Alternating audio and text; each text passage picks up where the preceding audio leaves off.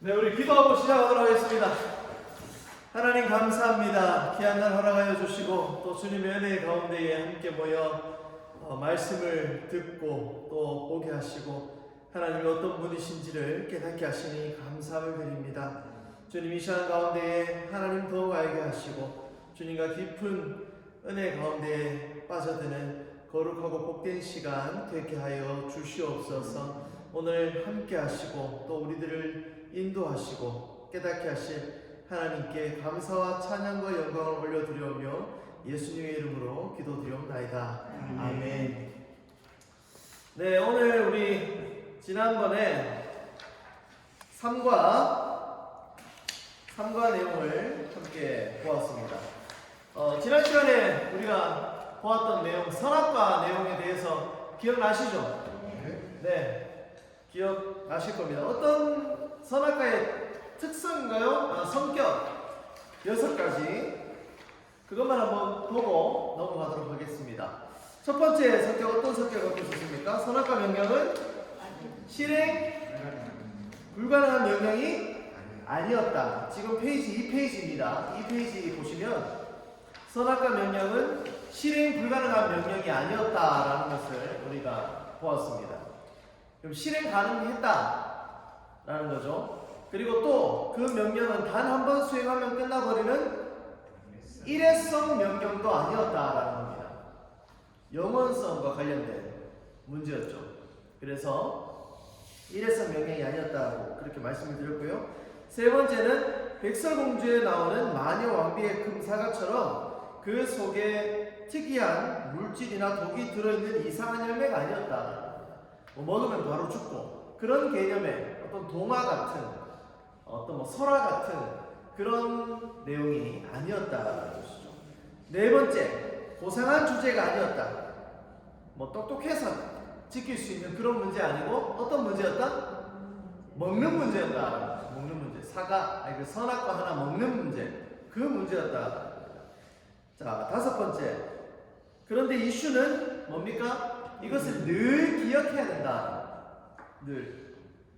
한 번도 빠지지 않고 늘 기억해야 된다. 그 기억해야 되는 것, 그것이 무엇입니까? 늘 기억해야 되는데 그것이 무엇입니까? 바로 하나님이 왕 되시고 하나님의 말씀대로 살아야 된다라는 것. 그것이 바로 그 아담에게 있어서 주신 그 명령이었다. 그런데 이 먹는다는 것은 무엇이 걸린 문제였습니까? 무엇이 걸린 문제였죠? 바로 생명이 걸린 문제였습니다. 생명, 목숨과 관련된 겁니다.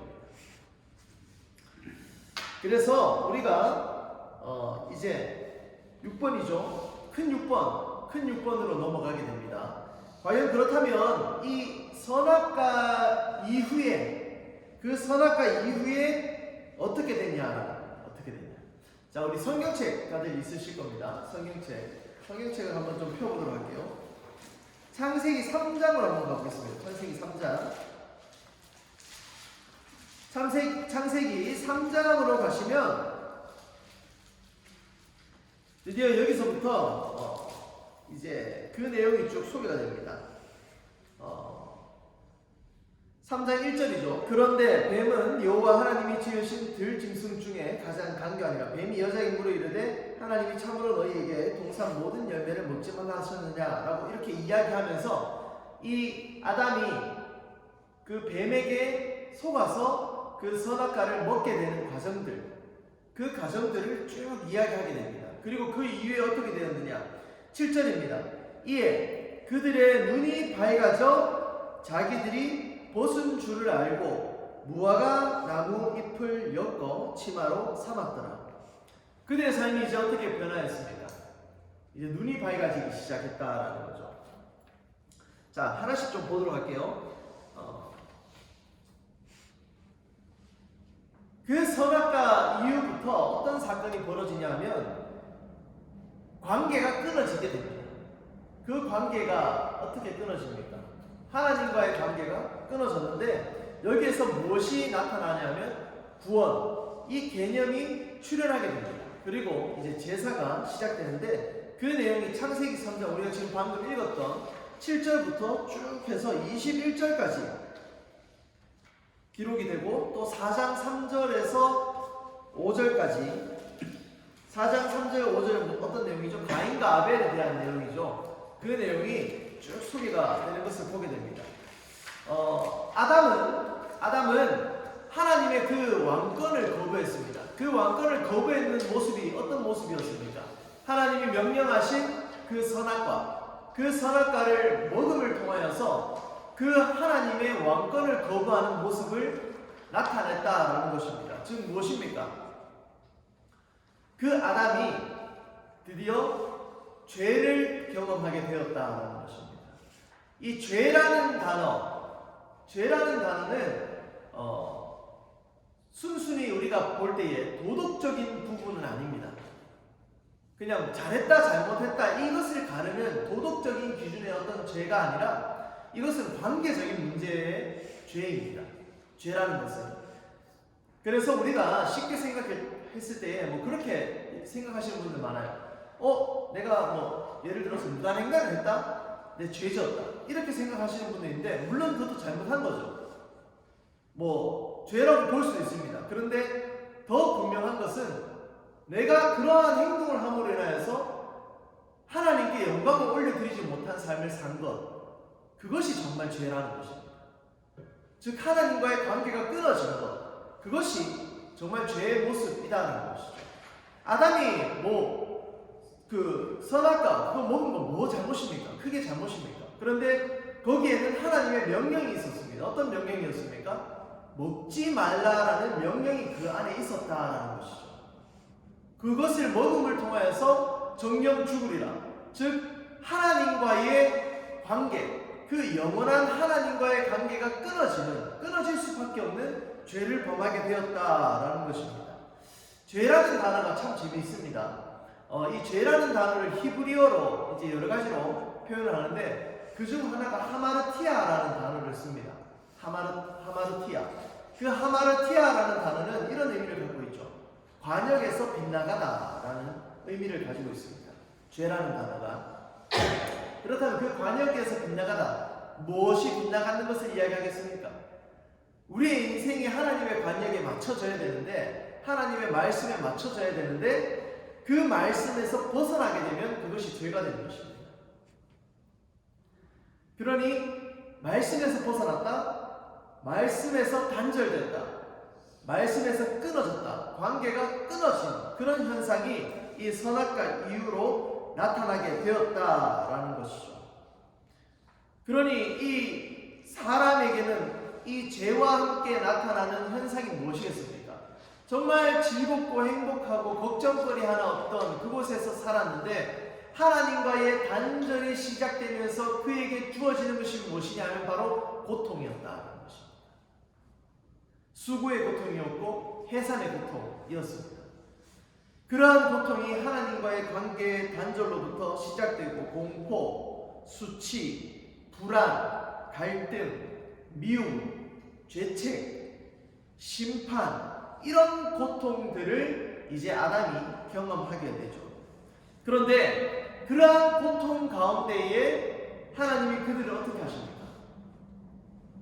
그래, 너희 잘못했으니까 그렇게 살아라 라고 이렇게 두십니까? 아니요. 하나님이 그냥 그를 그렇게 두시는 것이 아니라 그들을 다시금 회복시키십니다. 분명 하나님의 말씀을 그들이 어겼고 그들이 지키지 않았는데, 하나님은 그들을 그냥 버려두지 아니하시고 어떻게 해요? 그들을 회복시키시기 위하여서 힘쓰시죠. 어떤 모습이냐면 바로 3장 21절이에요. 이 3장 21절이 굉장히 중요합니다. 3장 21절 한번 이 내용을 읽으시면서 어떤 생각을 하셨는지 모르겠는데, 오늘 한번 같이 읽으면서 우리가 이 말씀을 한번 다시 곱씹어 보기를 소망합니다. 함께 읽겠습니다. 시작. 여호와 하나님이 아담과 그의 아내를 위하여 가죽옷을 지어 입히시니라. 어떤 느낌 드세요? 그냥 벌거벗었으니까 옷 입혔네 이렇게 생각이 드십니까? 여러분, 가죽 옷을 지어주기 위해서 필요한 게 무엇일까요? 생명이. 그렇죠. 생명의 희생이 있어야지만이 가죽옷을 입히는 것입니다. 즉 동물이 하나 희생됨을 통하여서 하나님이 그들을 보호하시고 지키시는 그런 모습을 이 21절에서 우리가 보게 된다는 것입니다. 분명 죄도 그들이 지었고 잘못도 그들이 했는데 그런 그들에게 해결할 수 있는 어떤 방안을 주시는 게 아니라 그 해결 방안 또한 하나님께서 내어주신다. 그러니 우리가 하나님의 사랑을 어찌 모를 수가 있으며, 제가 지금까지 마이크를 안 켰네요. 어찌 모를 수가 있으며 잊을 수 있겠습니까? 모든 것 안에는 하나님의 사랑이 담겨져 있고 모든 것 안에는 하나님의 선하신 것, 그 인자하심과 그 자비하심이 다 담겨져 있는 것입니다. 하나님께서는 진짜 왕으로서 이제 첫 생명을 죽이셔서 그들을 보호하시고 지키셨다라는 거죠. 그 생명을 죽이면서까지 무엇을 다시금 찾고 싶으셨는 걸까요? 그 끊어진 관계를 다시 회복시키시고 싶으셨던 것입니다. 바로 죄값을 대신 치러 주신 것이죠. 이것이 무엇입니까? 바로 대속입니다. 대속의 은혜라고 그렇게 이야기를 하죠.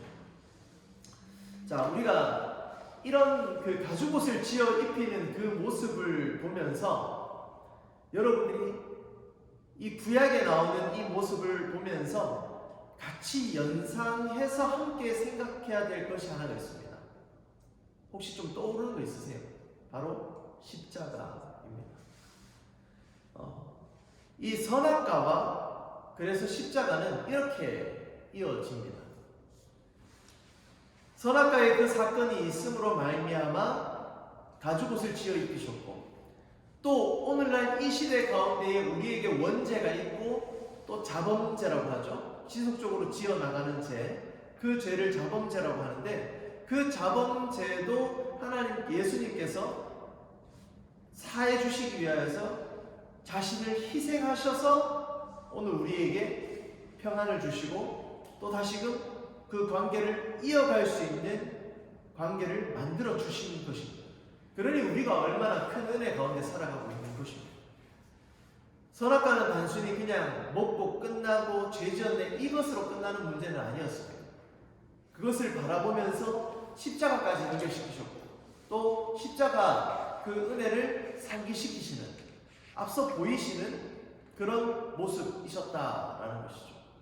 그래서 선악과를 우리가 그냥 이렇게 죄의 시작적인 부분이구나 이렇게만 단순히 생각하고 넘어간다면 하나님의 그 큰 은혜를 우리가 단순하게 그냥 넘어가는 그런 일이 벌어지고 마는 것입니다. 그래서 선악과를 한번 짚었던 것입니다. 자, 그렇게 이제 선악과의 사건이 막 지나갑니다. 사건들이 막 있고 나서 지나가고 시간이 이제 흐르게 되죠.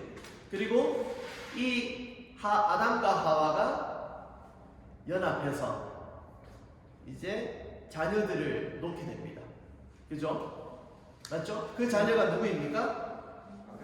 하나는 가인이고 하나는 아벨이었습니다. 그런데 이 가인이 아벨을 어떻게 합니까?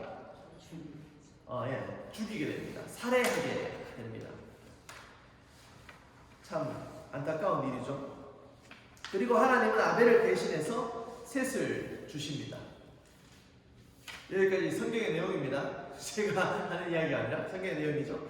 이 내용이 창세기 4장에 계속적으로 기록이 되어 있고 좀 더 자세히 보시면 4장 25절 그리고 26절에 보시면 아담이 다시 자기 아내와 동침함에 그가 아들을 낳아 그 이름을 셋이라 하였으니 이는 아담이 내게 가인이 죽인 아벨 대신에 다른 씨를 주셨다 함이며 셋도 아들을 낳고 그 이름을 에노스라 하였으며 그때에 사람들이 비로소 여호와의 이름을 불렀더라. 이 가인과 아벨이 처음에 있었고 아벨이 살해되면서 아벨 대신에 셋이 나오게 됩니다. 여기서부터 무엇이 시작되냐면 바로 가인 계열과 셋 계열이 나눠지게 됩니다. 가인, 바로 무력을 나타내는 어떤 힘을 상징하는 그런 존재죠.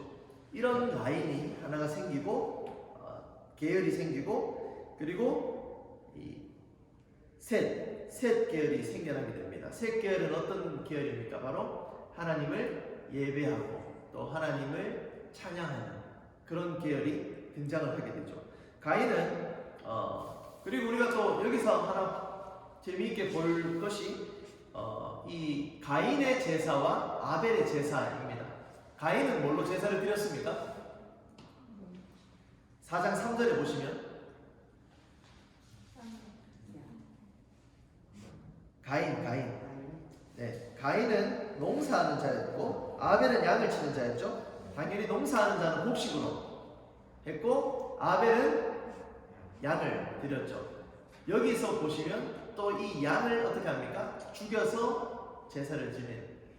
어떻게 보면 이 성경이 다른 것을 이야기하는 것이 아니라 쭉 이어져 가는 그런 모습을 보게 됩니다. 이 제사에 있어서 정말 핵심적인 포인트, 희생. 자신이 죽지는 않지만 다른 어떤 생명체의 희생을 통하여서 하나님 앞에 모든 죄가 속함을 받는다라는 그런 제사 문화가 여기서부터 이제 시작이 되게 되죠. 그래서 이 가인과 아벨 그리고 이어지는 역사의 흐름들을 쭉 보시면 이런 희생의 모습들이 끊임없이 기록되어 있는 것을 보게 되실 것입니다. 자, 가인 계열, 셋 계열 한번 보도록 하겠습니다. 먼저 자 그림으로 한번 보시면 이런 거예요. 선악과는 하나님이 왕이시다라는 사건이었습니다. 선악과를 통해서 하나님은 왕되심을 보여주고 싶었는데 그것을 이제 어기게 되죠. 그래서 이 양을 참 그림도 잘 그렸죠. 네. 양을 죽임을 통해서 다시 한 번 더 보여주시게 됩니다. 그래서 이 1번과 2번은 동일한 사건이 되는 것입니다.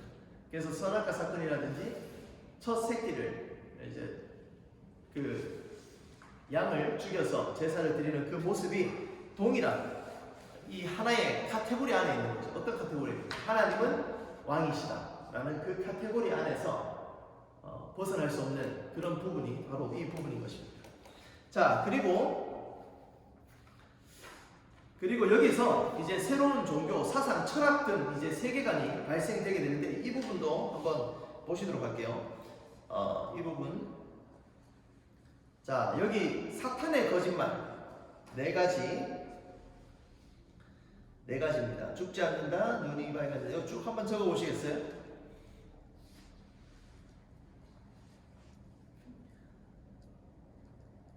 표에 보시면 사탄의 거짓말 네 가지가 쭉 기록이 되어 있죠.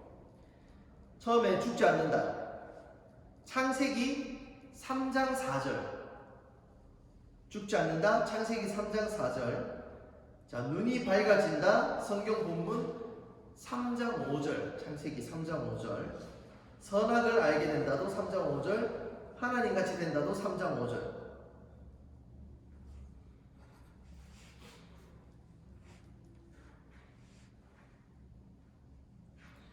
자, 다 적으셨어요? 네. 제일 위에 죽지 않는다면 3장 4절이고 나머지는 다 3장 5절이고요. 여기서 발생하는 종교가 무엇이냐면 이런 거예요. 자, 죽지 않는다는 무엇입니까? 영생불사. 많이 들어보셨죠? 네, 영생불사. 영원히 산다라는 겁니다. 도교, 힌두교, 불교, 현대과학, 이 윤회사상이라고 하죠. 돌고 논다. 죽어도 다른 걸로 태어나고 한다. 그렇기 때문에 어떻게 살아라? 잘 살아라. 나한테 베풀면서 살아라. 이렇게 이야기를 하죠. 사탄의 거짓말이 이런 거짓말이었습니다. 어떻게 보십니까? 이거 먹으면 죽지 않을 거야. 이렇게 이야기를 했던 거죠.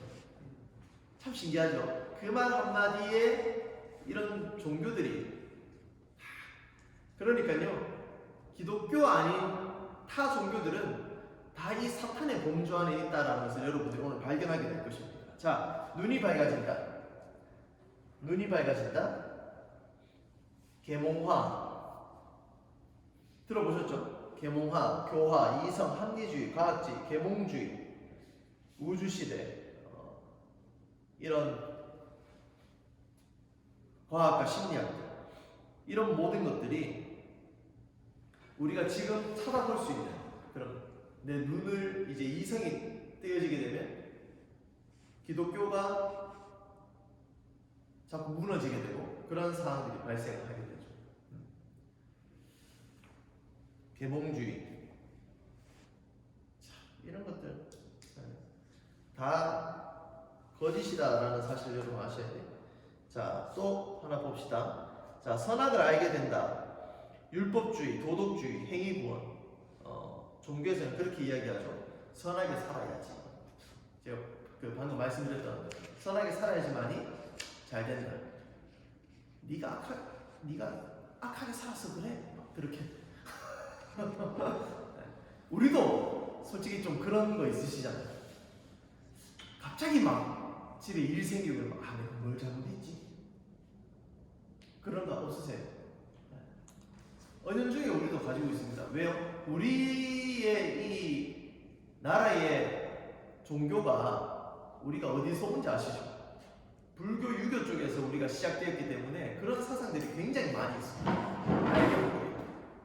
그래서 이 세계관이라든지 가치관이라든지 이런 것들을 좀 정리하지 않으면 굉장히 혼란스러운 경우가 많이 생깁니다.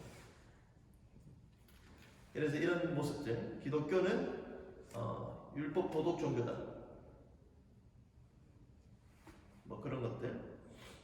그리고 하나님과 같이 된다. 신인 합일, 범아 이력, 유에이지 사상, 마음 수련, 경지에 이른다. 이런 이야기를 하잖아요. 그런 모든 것들. 사탄이 기가 막히게 거짓말을 했죠. 핵심적인 요소 딱 4가지만 합니다. 그런데 여러분 지금 이 적으신 것 보세요. 죽지 않는다, 눈이 밝아진다, 선악을 알게 된다, 하나님같이 된다. 예수님이 마귀에게 시험 당할 때 3가지 시험 당하잖아요. 그거하고 한번 나중에 비교해 보세요. 너무 똑같아요. 그 내용이 이 내용이에요.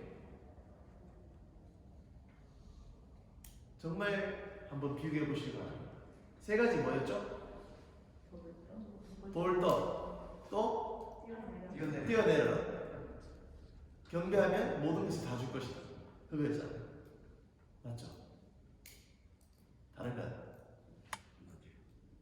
사탄이 어디 갑니까? 가죠.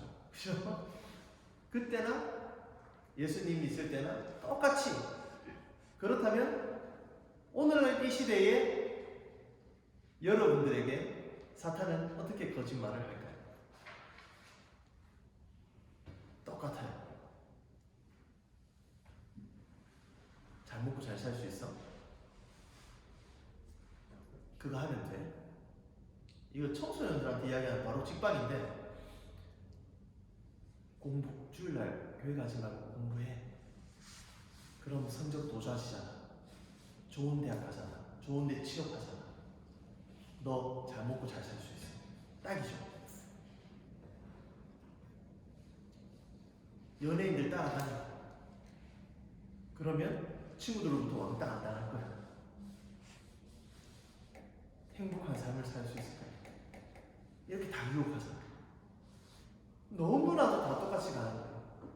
예전이나 지금이나. 단지 방식하고 문화적인 부분들만 좀 바꿔줬을 뿐이지 그 거짓의 패턴들은 동일하게 가고 있다.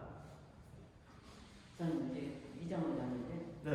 그 영스타 음료로 막 주고 좀 뜨잖아요. 네. 그 팬클럽들이 그 뭐 이렇게 사는데 그 팬 50만 원씩 들어간대요. 표 사는데 맞아요. 그 다 50만 원 들어가요. 네. 그래가지고 너무 행복하고 뭐 한 달에 행복하고 그거 한 번 때문에 막 미치잖아. 여기 지금 사실 카타르 이것도 여러분 한번 좀 고민해 보셔야 됩니다.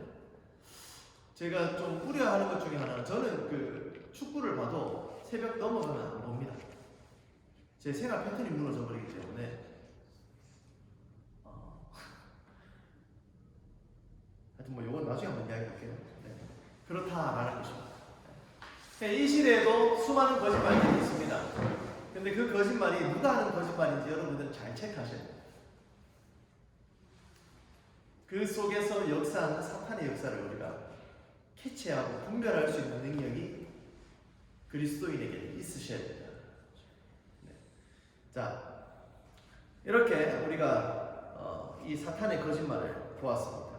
자, 2번 양갈로 2번 갈게요. 폭력으로 세워지는 새로운 왕상이 이제 드디어 등장하기 시작합니다. 4장 8절 한번 보실게요. 4장 8절 가인이 그의 아우 아벨에게 말하고 그들이 들에 있을 때에 가인이 그의 아우 아벨을 쳐서 죽입니다. 쳐서. 말씀드렸죠? 힘의 원리가 작용한 겁니다. 힘으로 세워지는 이제 왕상. 그 왕상의 모습들이 4장 8절로부터 시작이 됩니다. 그리고 이후에 지도자들이 세워지고 리더자들이 세워지는 방식이 어떤 방식입니까? 힘이 있으면 세워져요. 능력이 있으면 세워져요. 그런 식으로 쭉 세워집니다. 이 이스라엘 역사도 세계 역사도 모두가 그렇게 쫙 흘러가는 것을 보게 됩니다. 네.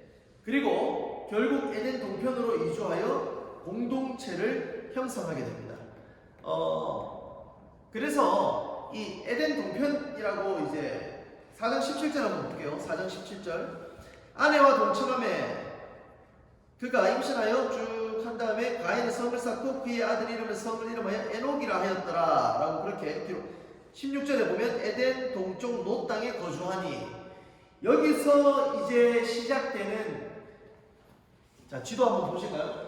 지도 한번 보시면 제가 그때 지도를 설명하면서 이 지역에 대해서 한번 말씀을 드렸을 겁니다. 그죠? 여기에 우리가 잘 아는 문명이 하나가 있다고 그랬죠.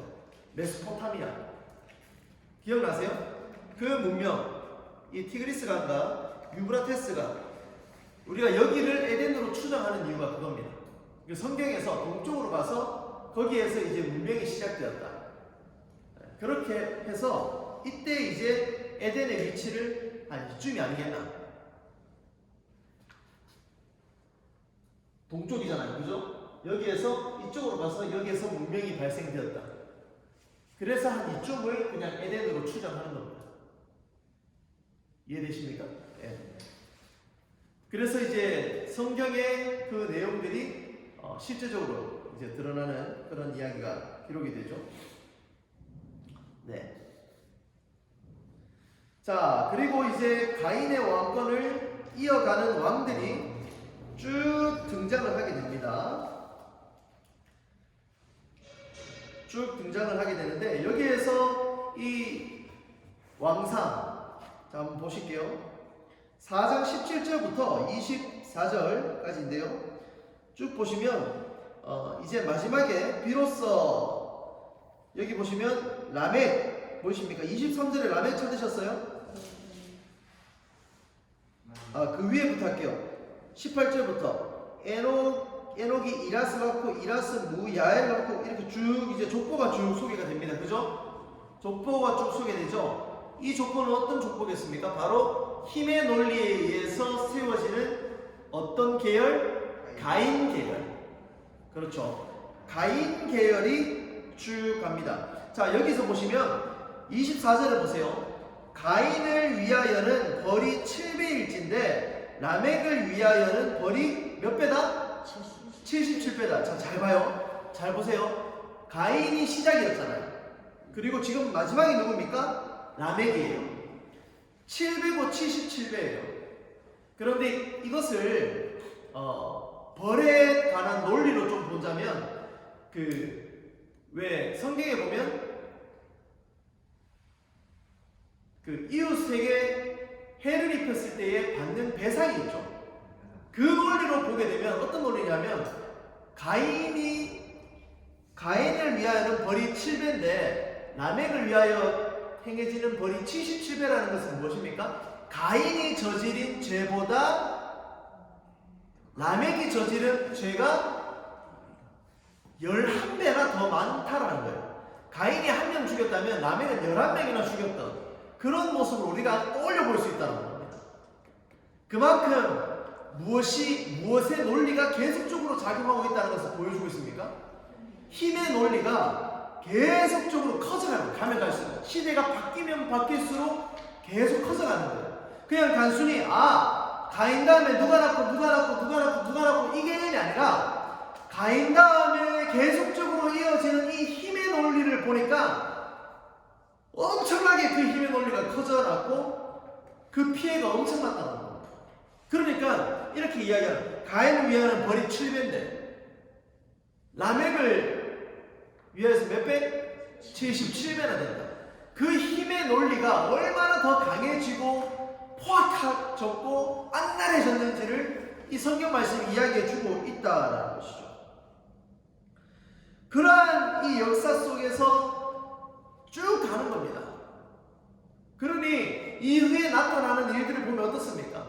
나라가 나라를 이렇게 막 치고 하면서 수만 명이 죽어나가잖아요. 오늘날도 어떻습니까? 전쟁이라든지 뭐 이런 것들로 인해서 많은 이들이 죽어나잖아요. 이게 왜 그렇습니까? 뭐 때문에 그래요? 러시아가 왜 우크라이나를 그렇게 했습니까? 힘의 논리예요. 다 힘의 논리. 다 그런 거예요. 그러니 이 시대 가운데에 이 가인 계열이 아니라 셋 계열로 살아가는 이들은 어떤 방식으로 살아가야 되겠습니까?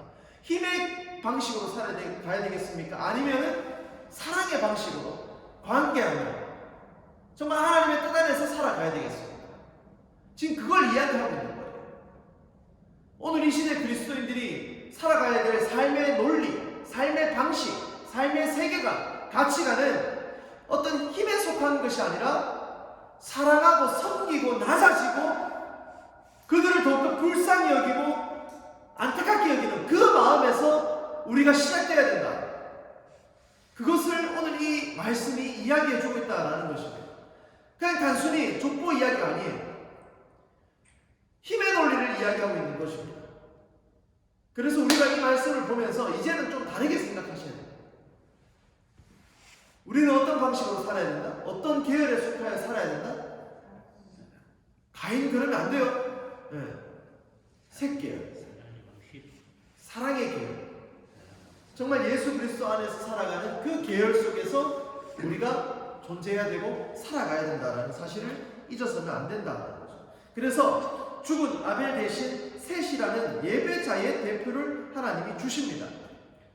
이 셋 계열을 보면 어떤 자들입니까? 하나님의 왕권을 고수하는, 지켜나가는 그런 사람들입니다. 셋도 아들을 낳고 그의 이름을 에노스라 하였고 그때 사람들이 비로소 뭐했다? 어떤 계열인지 아시겠습니까? 자, 가인 계열의 계열을 보니까 이런 거예요. 힘을 통해서 내가 왕이다라는 것을 끝까지 주장하는 그런 계열이었습니다. 그런데 셋 계열을 보니까 어떤 계열입니까? 날이 가면 갈수록 시대가 변하면 변할수록 하나님께 예배하는 모습이 나타납니다. 여러분, 예배가 무엇입니까? 예배 왜 드리세요? 갑자기 뜬금없이 예배 이야기를 교회 오라 했잖아요. 그래서 예배 드립니까? 아니요. 예배는 우리의 주인이 하나님이시다. 내가 찬양하고 경배하는 대상은 하나님밖에 없다라는 것을 고백하는 행위입니다. 그 예배를 통하여서 정말 내 인생의 주인 하나님밖에 없고 내 인생의 진정한 왕은 하나님밖에 없습니다라는 것을 고백하는 것이 예배예요. 하나님의 이름을 부르는 거예요. 그래서 이 셋의 계열에 보면 이 에노스가 그때에 사람들이 비로소 여호와의 이름을 불렀던 게 다른 이유 아니었던 거예요.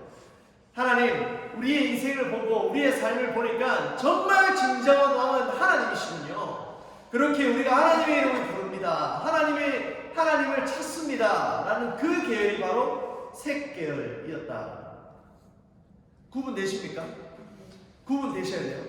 자, 두 개의 계열이 나타납니다. 가인 계열, 셋 계열. 가인 계열은 어떠한 식으로, 그렇죠, 그 힘으로 자기 자신이 왕이 되려고 했던 그 계열이 가인 계열이고, 아벨 이후에 아벨이 죽고 나서 세워진 셋의 계열을 보니까 이 셋의 계열은 어땠다? 그때의 사람들이 비로소 여호와의 이름을 불렀더라라고 이렇게 말씀하고 있습니다. 뭡니까? 여호와만이 진정한 왕이십니다라고 고백하는 그 계열이 바로 셋 계열이었다라는 겁니다. 여러분 어떤 계열에 서시겠습니까? 셋 계열에 쓰셔야 돼요. 셋 계열의 방식대로 사셔야 돼요. 바로 하나님의 왕권을 지키려고 애썼던 계열, 그 계열이 셋 계열입니다.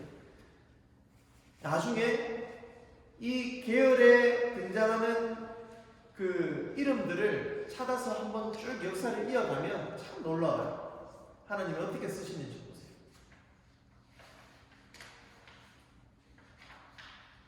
자, 그림으로 보면 이러한 것이죠. 하나님 왕이시다, 아벨. 하나님 왕이시다, 너는 나다. 이런 모든 개념들을 다 이제 아벨은 가지고 있었죠. 반면에 가인은 어떻습니까? 힘의 논리로 인하여서 칼을 쓰고 폭력, 살인을 행하게 되죠. 그 뒤에 셋이 나타나게 되고 가인이 수고하셨습니다. 이렇게 되는 거예요. 이 두 개를 택하는 거죠. 분명히 하나님이 왕이시다라는 것을 가축을 죽이셔서 가죽옷을 입히면서까지 보여주셨음에도 불구하고 이렇게 계열로 나뉘어요. 사람이 이런 존재입니다. 그러니 얼마나 우리가 조심해야 될까요? 자, 이렇게 해서 3강이 마무리가 되고 마지막 글을 한번 보도록 할게요. 요거 읽고 마치겠습니다. 하나님은 창조주로서 적어도 인정받고 싶은 것이 있으셨습니다. 그가 왕이라는 사실입니다. 그쵸? 네. 밑줄 꺼놓으시고. 네.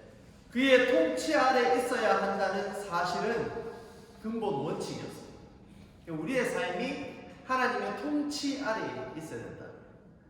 자, 우리가 삶을 살아가면서 하나님의 나라를 이뤄낼 수 있습니까? 없습니까? 이뤄내야지 아니에요. 이뤄낼 수 있습니다.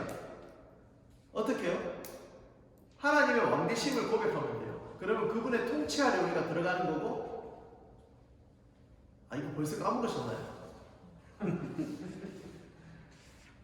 짚고 갈게요. 하나님 나라를 구성하는 3요소를 생각하세요. 뭐죠? 주권, 국민, 영토. 자, 내가 삶을 살아갑니다. 저는 뭐가 되죠? 국민이 되죠? 그렇죠? 내가 삶을 살아가요. 내가 밟는 땅이 뭐가 됩니까? 영토가 되죠? 그 가운데에 무엇을 고백하면 됩니까? 하나님은 왕이십니다. 뭐 돼요? 이 자리가 하나님의 나라가 됩니다. 하나님의 나라 확장 딴 거 아니에요. 내가 살아가면서 다른 사람에게 하나님의 왕되심을 함께 고백합시다. 이렇게 되면 그것이 바로 하나님의 나라. 하나님의 나라. 이게 확장이에요. 맞나요? 네. 자, 가장 합리적인 신인관계 출발입니다. 선악과가 말하는 것은 소위 공자가 주창하는 예라고도 말할 수 있을 것입니다. 하늘을 향한 예입니다. 하나님께서는 여기서 당신의 고백을 듣고 싶어 하십니다. 어떤 고백인 줄 아십니까? 창조주 하나님, 당신은 나의 왕이십니다. 이 고백이 우리 또 만남이 있기 전까지 한 주간의 고백이 되셨으면 좋겠습니다. 그렇습니다. 그의 통치를 받는 것이 행복이요 생명의 보장입니다.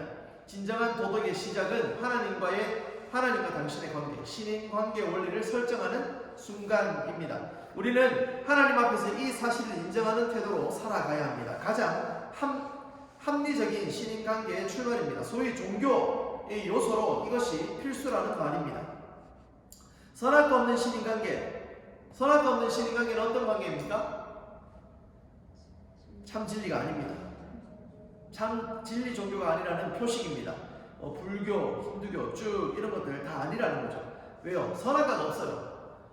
자신들이 원하는 대로 하나님을 그 신을 만들어내고 부르고 하는 거니까 아니에요. 그런 것들은 신인 신 존재와 이런 식으로 신 존재와 인간 만물을 격리시키지 말자는 것입니다. 다 어우러져 신이라 이 말이지요. 얼마나 고상합니까? 윗분을 인정하는 것 싫은 겁니다. 다 수평 관계에서 서로 연하여 있다고 주장합니다. 불심이 깊은 분들과 얘기해 보면 성경에서 말하는 신 존재를 말하는 것을 아주 싫어합니다.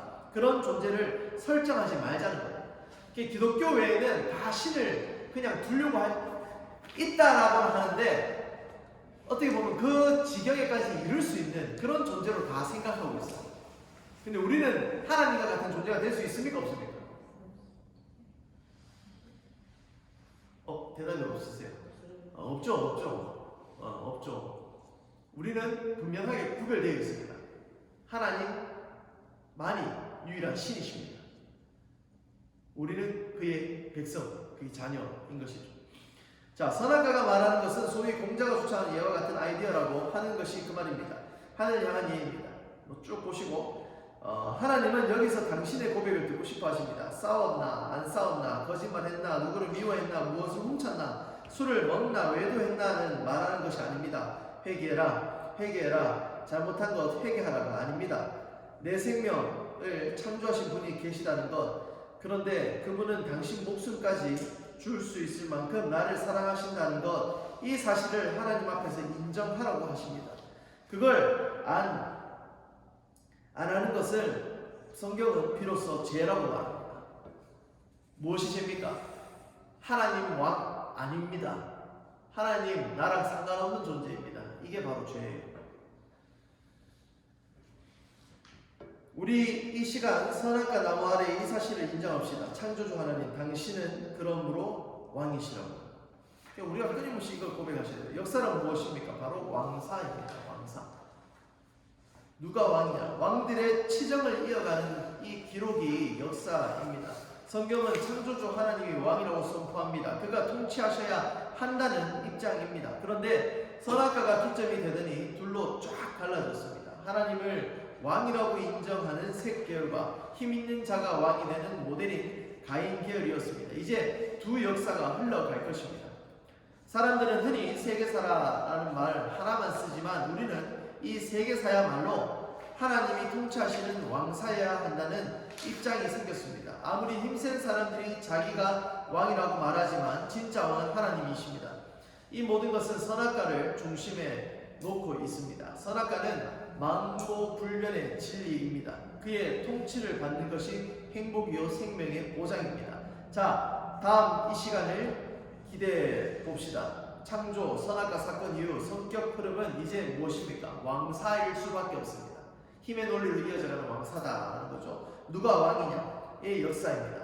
하나님이 왕이신 나라와 힘있는 자가 공동체 구심점에 앉아서 다스리는 세상 나라의 역사가 나타납니다. 역사라고 하는 명제는 이렇게 이 선악과를 중심에 놓고 있습니다. 역사 속에 누가 왕이냐, 왕을 누구로 설정하느냐가 만고불변의 핵입니다. 성경의 다음 흐름을 기억해 보십시오. 자, 여기 보시면 선악과 나무가 하는 말 듣기가 있는데 이거는 여러분들이 한번 집에 가셔서 또 영상을 보시면서 읽고, 그리고 뒤에 보시면 이름 적는 곳이 있죠? 네.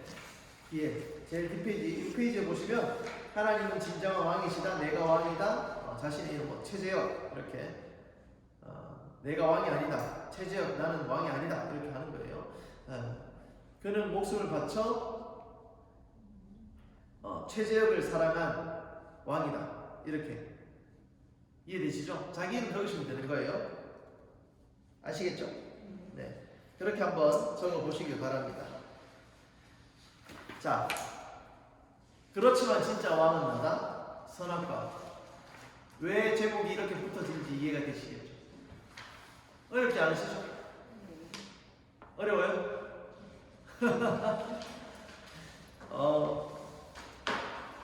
지금까지는 창세기 이제 4장까지가 3장 4장까지가 우리가 지금 배워온 내용입니다. 정말 많은 걸 배웠죠. 그렇죠?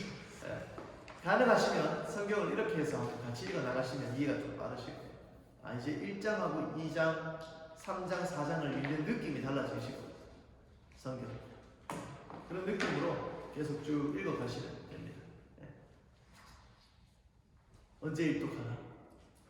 그렇죠? 일독은 일독대로 하시고 요건 좀 깊이 보시고 그렇게 하시면 좋을 것 같습니다. 오늘 너무 수고하셨습니다. 네, 기도하고 마치겠습니다.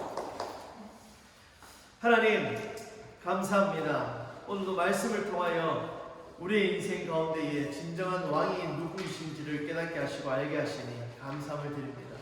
하나님 우리 인생 가운데에 진정한 왕은 하나님 한 분밖에 없음을 고백하게 하시고 그 마음 흐트러지지 아니하고 정말 주님 만나는 그날까지 끝까지 우리 인생의 왕은 하나님 한 분뿐이십니다 라는 것이 우리의 고백이 되게 하시며 그 고백을 통하여 하나님의 나라를 이루어 나가고 회복해 하고 확장시키는 우리의 삶이 되게 하여 주시옵소서. 오늘 늦은 시간까지 또 힘써 나아갔습니다. 주님 피곤치 않게 하시고 주의 은혜로 그 피곤함들 다 물러가게 하시고 새 힘과 능력을 다하여 주시고 내일을 살아갈 힘을 더하여 주시옵소서. 평안히 잠자게 하시고 또 그 잠자리 속에서 주님을 만나는 귀한 은혜 역사 있게 하여 주시옵소서. 오늘 함께 하시고 우리의 왕 되신 주님을 찬양하며 예수님의 이름으로 기도드리옵나이다. 아멘. 네, 수고하셨습니다.